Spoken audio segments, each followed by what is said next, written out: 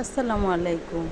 এখানে আমি একটি ফ্রাই প্যান উঠিয়ে দিয়েছি, তার মধ্যে 1.5 মুঠ আন্দাজে পেঁয়াজ কুচি অ্যাড করলাম তেলের সঙ্গে, দিয়ে কিছুক্ষণ ভেজে নিয়ে 1 চা চামচ উঁচু করে আদা রসুন জিরা বাটা দিলাম, দিয়ে একটু নেড়েচেড়ে হলুদ লবণ এবং আস্ত কাঁচামরিচ মাঝখানে একটু ফাঁকা করে নিয়েছি কেটে, দিয়ে কিছুক্ষণ কষিয়ে নিব পানি দিয়ে দিয়ে, যেন মশলাটা পুড়ে না যায়। আর এখন আমি এগুলো গোলসা মাছ, অর্থাৎ ট্যাংরারই বড় যেটা গোলসা, সেই মাছটা ভালো করে ধুয়ে পরিষ্কার করে নিয়েছি, দিয়ে একটু কষিয়ে নিয়ে এর মধ্যেই আমি তরি দিয়ে দিলাম।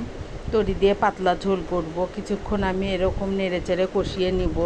যখন দেখব যে এটা দিয়ে আর নাড়লে ভেঙে যাবে, তখন আমি এই ফ্রাই প্যানটা ঝাঁকিয়ে ঝাঁকিয়ে একটু করে নিব, মানে নেড়ে নিব যেন পুড়ে না যায়। আর তরিটা তো একটু গরম হলেই পানি উঠে আসে, পানি উঠে এসেছে এবং কষানো হয়ে গিয়েছে। আমি অবশেষে এখানে পানি অ্যাড করলাম ঝোলের জন্য, যে তরিটাও সেদ্ধ হবে, মাছটাও ভালো করে সেদ্ধ হবে, একটু ঝোল থাকবে। ঠিক এই রকম তরকারিটা আমার হয়ে গিয়েছে। আমার হাজব্যান্ড এরকম পাতলা ঝোলের তরকারি অনেক পছন্দ করেন, এই জন্যই করলাম। আসসালামু আলাইকুম।